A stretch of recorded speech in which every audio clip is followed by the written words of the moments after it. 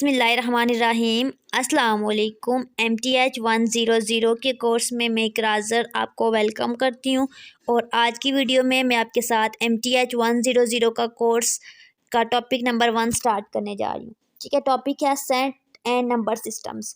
ठीक है, आज के टॉपिक में हम सेट्स के बारे में पढ़ेंगे और नंबर सिस्टम के बारे में पढ़ेंगे। तो यहाँ से यहाँ तक आपने ये रीड आउट कर लेना है। जस्ट इसकी डेफिनेशन जो है ये देख लेते हैं। A set is unordered collection of distinct object।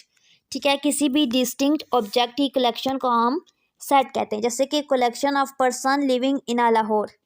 ठीक है, यानी कि डिस्टिंक्ट ऑब्जेक्ट यानी कि एक ही किस्म के ऑब्जेक्ट, यानी कि एक ही नस्ल से एक ही जनरेशन से ताल्लुक़ रखने वाले। जैसे कि पर्सन की बात हो रही है, यानी कि लाहौर के अंदर रहने वाले सारे शख्स पर्सन। ठीक है, तो लाहौर एक ही सिटी है, एक ही सिटी के अंदर की बात हो रही है, इनके लाहौर के अंदर की बात हो रही है, तो उसको हम कहेंगे ये डिस्टिंक्ट ऑब्जेक्ट हैं और ये कलेक्शन भी है पर्सन की, यानी कि अनऑर्डर कलेक्शन। ठीक है, तो इसको हम कहेंगे सेट। अब कह रहे हैं कि सेट के अंदर जो चीज़ें होती हैं उसको हम क्या कहते हैं, उसको हम कहते हैं एलिमेंट ऑफ सेट। जैसे कि हम कह रहे हैं कि हमारे पास लाहौर के अंदर जितने भी लोग रहते हैं वो हमारे पास सेट है। तो अगर किसी भी एक पर्सन का नाम ले रहे हैं जो लाहौर में रहता है, ईच पर्सन यानी कि कोई भी पर्सन बीच में से, तो वो क्या होगा, एलिमेंट ऑफ सेट होगा, यानी कि हर बंदा उसका एलिमेंट्स में एग्जांपल बताई हैं कुछ ऐसी जो आपके पास सेट हैं सारे। जैसे कि यहाँ पे देखें, each counting number is element of set. गिनती का हर नंबर एक, लेट्स सपोज कि हमें कहते हैं कि काउंटिंग नंबर का सेट लिखें, तो गिनती का कोई भी नंबर, लेट्स सपोज 1 है, 2 है, 3 है, 4 है, तो वो उसका एलिमेंट है। ये ठीक है। अब सेट 3 तरह के होते हैं। एग्जाम्पल है, एक होता है टेबुलर फॉर्म, एक होती है डिस्क्रिप्टिव फॉर्म और एक होती है सेट बिल्डर फॉर्म। टेबुलर का मतलब क्या होता है, टेबल किस फॉर्म में होते हैं, मैथ की फॉर्म में, गिनती की फॉर्म में। तो टेबुलर में आप कैसे लिखते हो, टेबुलर का मतलब होता है, टेबुलर में आप लिखते हो टेबुलर फॉर्म। सेट की 3 फॉर्म होती है। पहली होती है टेबुलर फॉर्म में आप कैसे लिखते हो, सबसे पहले कैपिटल वर्ड से लिखते हो सेट को। ठीक है, is equal to curly bracket और उस ब्रैकेट के अंदर आप लिखते हो कोई भी टेबुलर यानी कि टेबल की फॉर्म में, यानी कि कॉमा डाल के ऐसे। जैसे कि मैं कहती हूँ सेट ऑफ नेचुरल नंबर, यानी कि नेचुरल नंबर का सेट, तो नेचुरल नंबर आपके पास 1 2 3 सो ऑन होते हैं। तो इस तरह की फॉर्म जो होती है वो आपके पास टेबुलर फॉर्म में आ जाती है। ठीक है, इसी तरह आपके पास नेक्स्ट फॉर्म है डिस्क्रिप्टिव फॉर्म, यानी कि डिस्क्राइब करना, स्टेटमेंट में लिखना। तो अगर कहते हैं डिस्क्रिप्टिव फॉर्म में लिखना तो आपने लिखना सेट ऑफ नेचुरल नंबर। इसी तरह इंग्लिश की फॉर्म में लिख देना, उसको आप कहते हो डिस्क्रिप्टिव फॉर्म। अब ये सारी चीज़ें यहाँ पे नहीं है क्योंकि आप छोटी क्लासेस में पढ़ चुके हो। नेक्स्ट है आपके पास रोस्टर मेथड। वही मेथड है ना, ये कर्ली ब्रैकेट होती हैं, उसके अंदर नंबर होते हैं और कॉमा होता है, यानी कि जो टेबुलर फॉर्म मैंने आपको बताया उसी को रोस्टर मेथड कहते हैं। यही रोस्टर मेथड है। तो कह रहे हैं कि अगर 1 से 5 तक आपको कह रहे हैं कि एलिमेंट लिखें, काउंटिंग के 1 से लेकर 5 तक एलिमेंट लिखें, तो सबसे पहले आपने ब्रैकेट डालनी है और जो चीज़ कही है वही लिखनी है, तो हर वर्ड के दरमियान में कॉमा मस्ट डालना है। नेक्स्ट आपके पास आती है set builder notation. Set builder में आप क्या करते हो, उसमें सबसे पहले आप ब्रैकेट डालते हो इस तरह की, और ओपनिंग ब्रैकेट, क्लोज ब्रैकेट। उसके बाद आप वेरिएबल लिखते हो, यानी कि वेरिएबल यानी कि ABC का कोई भी लफ्ज़, अल्फ़ाबेट, इसको कहते हो वेरिएबल। उसके बाद आप ये वाली स्लैश डालते हो, इस स्लैश को आप कहते हो वर्टिकल बार। ये सेट बिल्डर की एक नोटेशन होती है और इसको हमेशा आप पढ़ते हो सच डैट। ठीक है, और उसके बाद डिस्क्रिप्टिव स्टेटमेंट, जैसा कि यहाँ पे फॉर एग्जाम्पल सबसे पहले ब्रैकेट ओपनिंग क्लोज, उसके बाद आपने एक्स वो वेरिएबल डिक्लेयर किया जिसके बारे में आप बात कर रहे हो। ठीक है, और x लेस देन 6, इसका क्या मतलब है, ये जो माउथ होता है क्रोकोडाइल माउथ कहते हैं इसको। ठीक है, जिस साइड से ये ओपन होता है वो नंबर ग्रेटर होता है और जिस साइड से क्लोज होता है वो स्मॉल होता है। तो इसका क्या मतलब है, x ग्रेटर देन 6 यानी कि x छोटा है, x स्मॉल है और 6 बड़ा है, यानी कि जो भी नंबर x हम ले रहे हैं ना वो 6 उससे बड़ा है, यानी कि 6 से छोटे छोटे नंबर होंगे, यानी कि 6 से पीछे क्या होता है 5 4 3, यानी कि ये सारे नंबर जो 6 से पीछे पीछे होंगे उनको हम कहेंगे x लेस देन 6। अगर हमारे पास होता है यहाँ पे यही स्टेटमेंट होती है बिल्कुल सेम, लेकिन होता है x such that x less than के नीचे ऐसे सिंबल होता है, ये वाला सिंबल होता है, यूँ लेस देन भी होता है और साथ इक्वल वाली लाइन भी होती। तो इस केस में आपने यही आंसर देना था, जस्ट उसमें आपके पास यहाँ पे एंड में 6 भी आ जाता। इक्वल टू का मतलब है जो नंबर हम ले रहे हैं उससे पीछे वाले तो लिखेंगे सारे, लेकिन वो वाला नंबर भी लिखेंगे, जैसे कि 6 है तो 6 भी लिखेंगे। तो यहाँ पे इक्वल नहीं है तो हम 5 तक लिखेंगे। समझ आ रही है। नेक्स्ट है x is element of set of A. वही बात कि अगर हमारे पास एक सेट ए है लेट्स सपोज, ठीक है, उसके अंदर हमारे पास एलिमेंट है x y z, ये चीज़ ये बात कह रहे हैं कि ये हमारे पास सेट का नाम है और इसके अंदर जितने भी ये छोटे छोटे एलिमेंट हैं इनको हम एलिमेंट कहते हैं। तो कहते हैं कि लेट्स सपोज कि हमारे पास एक सेट ए है और उसके अंदर एक एलिमेंट है एक्स। बात समझ आ गई है? ठीक है, तो वो हमारे पास उसको हम कैसे रिप्रेजेंट करते हैं, एक्स बिलोंग टू ई। इसका एक्स ई ए यानी कि एक्स जो है उस सेट के अंदर है, एक्स नॉट बिलोंग टू ई, ई के ऊपर क्रॉस डाल दिया यानी कि ये बिलोंग नहीं कर रहा, यानी कि सेट के अंदर नहीं है। लेट्स सपोज कि मेरे पास एक सेट है वाई जी, एक्स नहीं है, तो आपको कहते हैं कि बिलोंग करता है या नहीं, एमसीक्यूज आ सकता है, एक्स बिलोंग टू ए है या नहीं। ठीक है, इसी तरह आपके पास एक एग्जांपल है 317 2, देन 3, अब आपने बताना है कि ये बिलोंग करता है या नहीं। अब आपने लिखना है ए बिलोंग टू 3, ए के अंदर कौन कौन सा एलिमेंट है, 3, ए बिलोंग टू 7 भी अंदर है तो ए बिलोंग टू 7 भी आ जाएगा। ए बिलोंग टू इनके जितने भी एलिमेंट अंदर होंगे वो बिलोंग करें, लेकिन मैं कहती हूँ कि ए बिलोंग टू 5। ठीक है, तो आपने फौरन सेट में देखना है कि क्या आया इस सेट में 5 है। तो यहाँ पे देखें, ये यहाँ पे तो 5 है ही नहीं, 3 7 और 2 है, तो मैं क्या कहूँगी, नॉट बिलोंग टू। एमसीक्यूज में आ सकता है, आ जाए क्या आपका ऑप्शन हो कि ए बिलोंग टू है या नहीं है, तो आपने ये भी बताना है कि नहीं है या है। ठीक है, तो ये बहुत ज़्यादा ईजी है।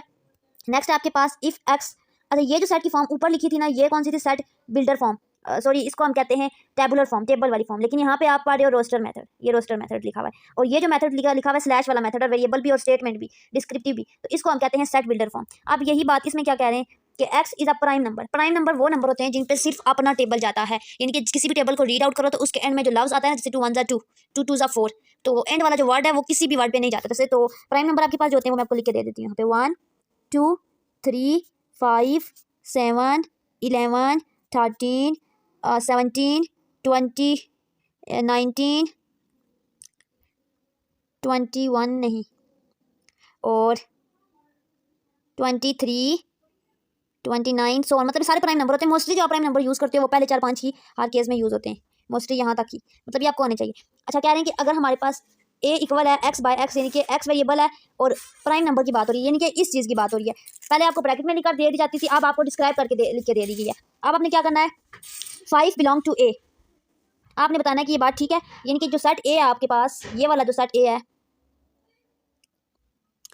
इसके अंदर क्या आपके पास 5 है। तो आपने जब प्राइम नंबर लिखे, ये सारे नंबर लिखे, तो देखें कि इसके अंदर क्या 5 है, यस ये है 5, तो यस ए बिलोंग टू ई। लेकिन कह रहे हैं कि 6 है, तो यहाँ पे देखें 6 नहीं है, आपको कहीं पे भी यहाँ पे इस सर्कल के अंदर 6 नजर आ रहा है, नहीं आ रहा, तो 6 नॉट बिलोंग टू ए, यानी कि आपको देख के बताना होता है।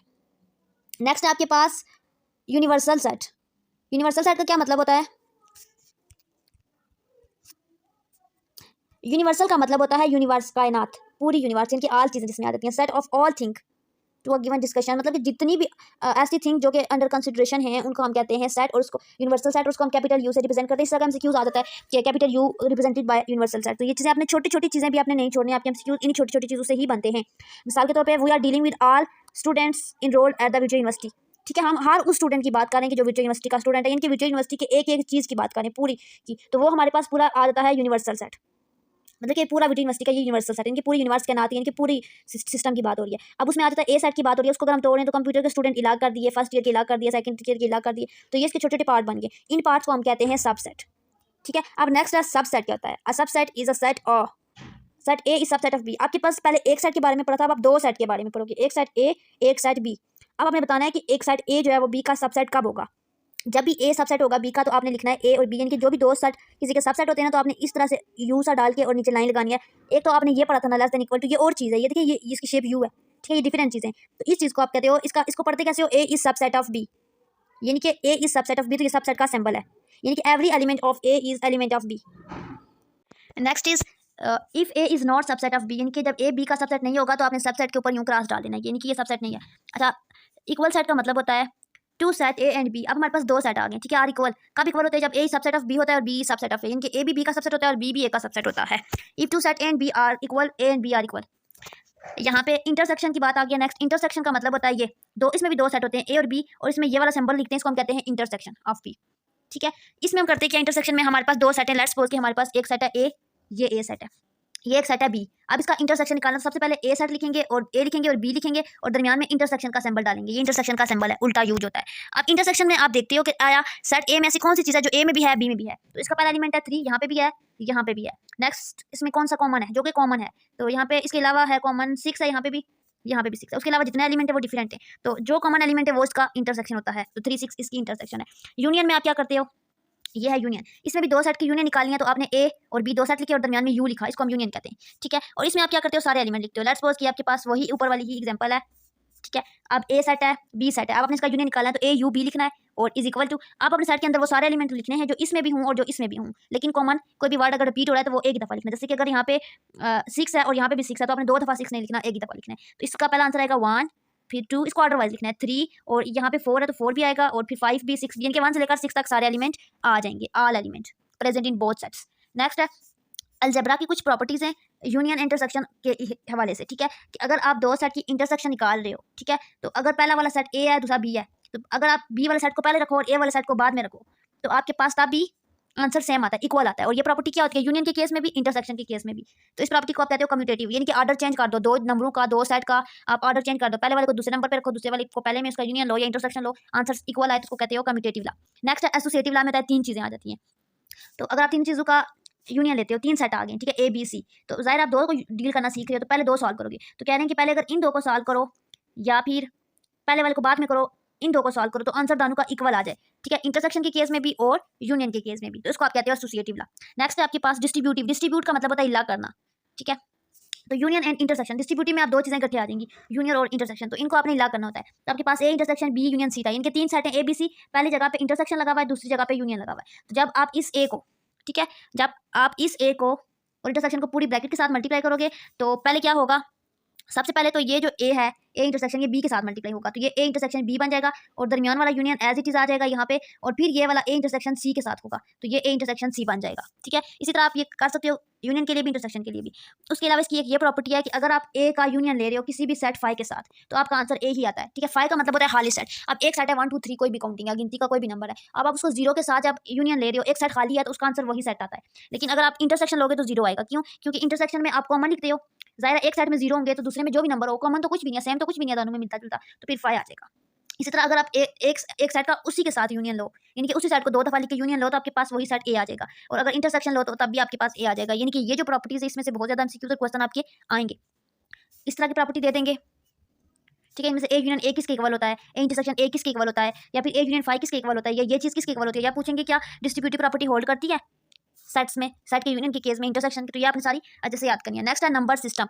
नंबर सिस्टम हमारी मैथ ही नंबर पे होती है, मैथ है ही नंबर पे, गिनती के नंबर्स पे। तो काउंटिंग के जो नंबर होते हैं उनको हम नेचुरल नंबर कहते हैं, और हमारे पास ये 1 2 3 सो ऑन, जो कि आप स्कूल में पढ़ते हो नर्सरी क्लास से, ये नंबर सो ऑन मतलब कि जितनी आप काउंटिंग कर सकते हो, इसको आप कहते हो नेचुरल नंबर। अब बड़ी क्लासेस में जब आप जाते हो तो फिर आप नेचुरल के अलावा वोल, इंटीजर और सारा कुछ पढ़ना सीखते हो, या छोटी क्लासेस में पढ़ते हो, फिर जब आप थोड़ी सी बड़ी क्लासेस में जाते हो तो आप पढ़ते हो इंटीजर। इंटीजर में क्या होता है, ये नंबर लाइन होती है, ये 0 होता है, ये पॉजिटिव नंबर होते हैं और इस साइड पे जो होते हैं नेगेटिव नंबर होते हैं। तो ये पूरे जो नंबर होते हैं इनको हम इंटीजर कहते हैं, यानी कि इंटीजर को आप पॉजिटिव नंबर भी कंसीडर करते हो और नेगेटिव भी कंसीडर करते हो इंटीजर में, और इसको आप जी से रिप्रेजेंट करते हो। ये आपने चीज़ ध्यान में रखनी है, नेचुरल को एन से, इंटीजर को जी से।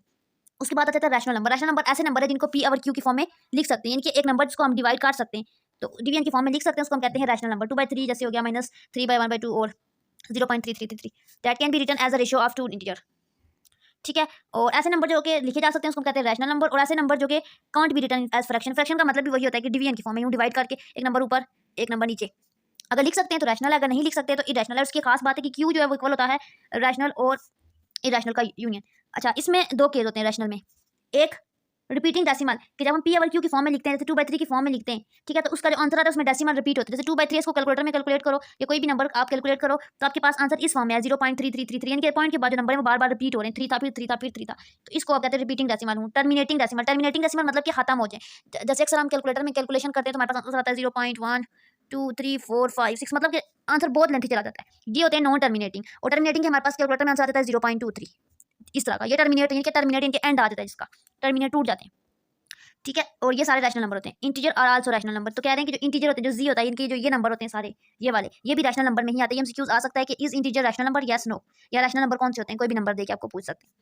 उसके बाद इरेशनल नंबर में क्या होता है, ऐसे नंबर जिनको हम पी और क्यू की फॉर्म में नहीं लिख सकते और आपके पास आंसर ऐसा आता है 3.454554। तो इसमें देखिए एक पैटर्न है, पहले अगर आप इसको गौर से करें, एग्जामिन करें तो यहाँ पे देखें 4 5 एक पैटर्न है, फिर 4 5, ठीक है, फिर 4 5 4 5 5 5, फिर 4 5 5, मतलब हर केस में एक 5 बढ़ता जा रहा है। तो एक ये टर्मिनेट ई पॉइंट में है, लेकिन देखिए इसमें एक पैटर्न है, लेकिन ये रिपीट नहीं हो रही। मतलब कि रिपीट ऐसे होता है ना कि 4 5 4 5 ऐसे हो, लेकिन ऐसे नहीं है। एक पैटर्न बना हुआ है कि अगले स्टेप में एक 5 बढ़ा है, अगले स्टेप में एक और 5 बढ़ा है, लेकिन वही पैटर्न रिपीट तो नहीं है ना, तो ये रिपीटिंग नहीं है, तो इसलिए ये रैशनल नंबर नहीं है। और इसको फिर can't be like a fraction, इसकी फ्रैक्शन भी नहीं हो सकती। अच्छा, ये आपने एमसीक्यू आते हैं इंपॉर्टेंट, हाईलाइट कर लें। स्क्वायर रूट ऑफ 2, यानी कि अच्छा कोई भी नंबर है, स्क्वायर रूट ऑफ 2 का क्या मतलब, स्क्वायर रूट इस चीज़ को कहते हैं ऐसे, और उसके अंदर 2 लिखा हुआ है, यानी कि ऐसा कोई भी नंबर है वो सारे इरेशनल नंबर में आ जाते हैं। स्क्वायर रूट ऑफ 2 हो, 3 हो, 5 हो, कोई भी हो ना, स्क्वायर रूट के अंदर जो भी नंबर हो ना एमसीक्यूज में अगर आता है तो आपने बताना है कि वो इरेशनल नंबर है, ठीक है। उसके बाद पाई, पी आई पाई या ये वाला पाई या ई या जो इस तरह के स्पेशल करैक्टर होते हैं वो भी इरेशनल में आ जाते हैं। रैशनल में बेसिकली वो नंबर आते हैं जिनको हम डिवाइड कर सकते हैं और जिनका आंसर कैलकुलेटर में हम निकाल सकते हैं। नेक्स्ट आपके पास आ जाता है वही बात कि Q is equal to union of set of rational number and unit of set of irrational number. इनके रैशनल और इरेशनल का अगर आप यूनियन लो तो आपके पास ये आ जाता है कार्डिनैलिटी। कार्डिनैलिटी एमसीक्यू आता है। कार्डिनैलिटी क्या होता है, refer number of element in a set. आपको अगर कहते हैं आपके पास लेट्स सपोज कि एक सेट है ए इज इक्वल टू 1 2 3, ये कह रहे हैं इसकी कार्डिनैलिटी निकालें, तो सी से आप इसको रिप्रेजेंट करते हो, तो आप कैसे, अच्छा ए मॉड से रिप्रेजेंट कर रहे हैं यहाँ पे, ठीक है। तो इसकी कार्डिनैलिटी आपने लिखी है तो आपने देखना है कि इस सेट के अंदर कितने एलिमेंट हैं। कार्डिनैलिटी का मतलब होता है number of element in a set. तो यहाँ पे देखें 1 2 3 लफ्ज हैं, यानी कि 3 इसकी कार्डिनैलिटी है, ठीक है, इसको आप कहते हो कार्डिनैलिटी। उसके बाद नेक्स्ट है इस तरह के नंबर जिनमें पहले एक गिनती का नंबर हो, कोई भी लेट्स सपोज 2 हो, फिर प्लस हो या माइनस कोई भी सिंबल हो, फिर एक नंबर हो कोई भी 6 हो 7 कुछ, उसके साथ आयोटा हो, तो इसको आप इस चीज़ को आप कहते हो कम्प्लेक्स नंबर। अब कम्प्लेक्स नंबर के दो पार्ट होते हैं, एक पार्ट होता है रियल, एक पार्ट होता है इमेजिनरी। जिसमें सिर्फ अकेला गिनती का नंबर होता है उसको हम कहते हैं रियल, और जिसमें आपके पास गिनती के नंबर के साथ ये आई लिखा हुआ होता है, आयोटा कहते हैं इस आई को, ठीक है, आयोटा पढ़ते हैं। और ये वाला पूरा पार्ट होता है इमेजिनरी, ठीक है। और इस पूरे सिस्टम को, कम्प्लेक्स सिस्टम को आप सी से रिप्रेजेंट करते हो। ये इंपॉर्टेंट है एज एमसीक्यूज, मैं आपको अगेन बता रही हूँ। जैसे कि ये आपके पास है, ये क्या है 4 - 2, ये आपसे पूछेंगे ये क्या है, नेचुरल नंबर है, प्राइम नंबर है, क्या है, तो आपने कहना है कम्प्लेक्स नंबर है। क्यों, क्योंकि इसमें आपके पास ये 2 रियल नंबर है और 4 आयोटा, इस 4 के साथ आयोटा है, यानी कि इमेजिनरी नंबर है, यानी कि पूरा सिस्टम आपके पास कम्प्लेक्स नंबर सिस्टम है। और आप अगर आपको कहें कि इसमें बताएं कि रियल पार्ट कौन सा है, एमसीक्यूज आ जाएगी इसमें, रियल पार्ट +2 है, इस तरह के एमसीक्यूज आते हैं। -2 है, -4 आयोटा है या +4 आयोटा, ऐसे आपसे पूछेंगे कि बताएं कि इसमें आपके पास रियल पार्ट कौन सा है, तो इसमें आपके पास रियल पार्ट +2 है और इमेजिनरी पार्ट आपके पास -4 आयोटा है, ये वाला, ठीक है। नेक्स्ट वही आपके पास प्रॉपर्टीज हैं, ये प्रॉपर्टी वही इसमें एसोसिएटिव प्रॉपर्टी होल्ड करती है, ये सारा। अब आपने इस एग्जांपल में मल्टीप्लिकेशन पढ़नी है, दो कम्प्लेक्स नंबर को कैसे मल्टीप्लाई करते हैं। तो इसमें आप कैसे मल्टीप्लिकेशन करते हो, सबसे पहले 2 को मल्टीप्लाई करोगे 3 से, फिर 2 को 5 से, हो गया 2 वाला काम। अब आपने 3 से करना है, अब आपने इस -4 आयोटा को 3 से करना है, फिर -4 आयोटा को 5 आयोटा से करना है, ठीक है। इसको आपने करना है सॉल्व आउट, तो आपके पास आंसर आ जाएगा, ये आ जाएगा। अब अपने यहाँ पे एक और बात याद रखनी है कि जहाँ पे भी आपके पास आयोटा, आपके पास आंसर a + b आयोटा की फॉर्म में होना चाहिए, लेकिन यहाँ पे आपके पास आयोटा स्क्वायर भी है, तो आयोटा स्क्वायर को खत्म करने के लिए आपने फार्मूला लगाना है iota square is equal to -1, यानी कि इस जगह पे आपने -1 पुट करना है, बाकी एज इट इज ये दोनों प्लस माइनस हो जाएंगे, तो 26 - 2 आयोटा आ जाएगा। ये प्लस माइनस कैसे होते हैं, ये इस रूल के अकॉर्डिंग होते हैं। मैंने इस पर भी वीडियो बनाऊंगी इंशाल्लाह, उसका लिंक मैं आपको डिस्क्रिप्शन में दे दूंगी, ठीक है। ये रूल सारे आपने अच्छे से प्रिपेयर करने। नेक्स्ट है आपके पास कंजुगेट कैसे है, तो कंजुगेट में आप क्या करते हो, आपको ये एमसीक्यूज, ये क्वेश्चन आता है 2 नंबर का, आपके पास कोई भी z = a + आयोटा b, कोई भी एग्जांपल गिवन होती है, आपको कहते हैं कंजुगेट। कंजुगेट में आपने करना क्या होता है, वही क्वेश्चन उठा के आंसर में लिख देना होता है। जस्ट आप क्या करते हो, जो आपका इमेजिनरी पार्ट होता है, यानी कि जो आयोटा वाला पार्ट होता है उसके साथ साइन चेंज करते हो। अगर क्वेश्चन में प्लस है तो माइनस लगा देते हो, माइनस है तो प्लस लगा देते हो। जैसे कि यहाँ पे a + b आयोटा था तो इसका आंसर a - आयोटा b हो गया, ठीक है। ए वाला पार्ट का साइन चेंज नहीं करते, जस्ट आयोटा पार्ट यानी कि इमेजिनरी पार्ट का साइन चेंज करते हैं। इस तरह इसकी कुछ प्रॉपर्टीज हैं, ये आपने याद करनी है, कुछ फार्मूलेज हैं। और ये यहाँ पे आज टॉपिक 1 एंड हो गया। होप कि आज का टॉपिक आपको अच्छे से समझ आ गया होगा। चैनल को सब्सक्राइब करें ताकि आपको मजीद informative videos, quiz, assignment, solution time to time मिलते रहें। दुआ में याद रखें। अल्लाह हाफिज़।